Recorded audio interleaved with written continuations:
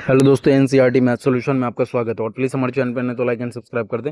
आज हम लोग देखेंगे मल्टीप्लिकेशन। जो आपका दिया हुआ है गुना, उसको करेंगे। पहाड़ा कितने बार पढ़ के कितना लिखना है ये आपको देखना है। 10 का पहाड़ा 3 बार पढ़िए, कितना आएगा? 10 का पहाड़ा 3 बार पढ़िएगा, 10 तिया 30। उसके बाद या 8 का पहाड़ा 12 बार, 12 आठे 96। उसके बाद 12 का पहाड़ा एक बार पढ़िए तो कितना होगा? 12 एकम 12। 7 का पहाड़ा 5 बार पढ़िए, 7 पचे 35। एक का पहाड़ा 4 बार पढ़िए, एक चौके 4, 5 दूनी आपका 10। ये आपका 10 छका 60। उसके बाद 8 पंचे 40।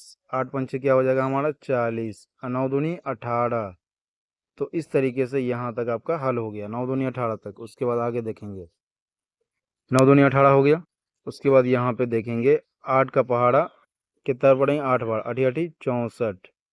उसके बाद 12 पंचे 60, 4 चौके 16, 7 दूनी 14। 11 का पहाड़ा एक बार 11 बार पढ़ेंगे, 121।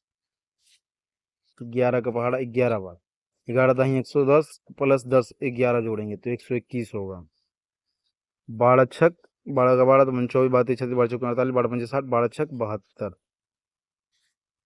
उसके बाद 5 का पहाड़ा 5 बार, पचे 25, पचे 25 तक हो गया।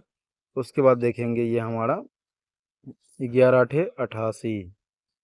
उसके बाद 8 दूनी 16, 12 तिया 36, 8 एकम 8। इस तरीके से ये कॉलम का हमारा पूरा हो गया है। और मल्टीप्लाई करने के बाद ये आपका फिल इन द ब्लैंक जो खाली जगह है इसी में सबको लिख देना है, ठीक है ना। उसके बाद अगला देखेंगे, अगला वाला ये हमारा 4 का पहाड़ा एक बार पढ़िए तो ये 4 एकम 4, ठीक है ना।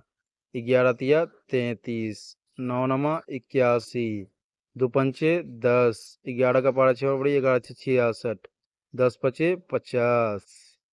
उसके बाद 9 पचे 45। इसी तरीके से आपको पूरा मल्टीप्लिकेशन बना लेना है। और जो आपका जो सबसे फर्स्ट में याद रखना है कि सारा जो मल्टीप्लिकेशन बनाने के लिए आपको टेबल, यानी कि जो आपका 2 का 3 का टेबल होता है, इस तरीके से 20 तक का जो टेबल होता है उसको पूरा याद कर लेना है।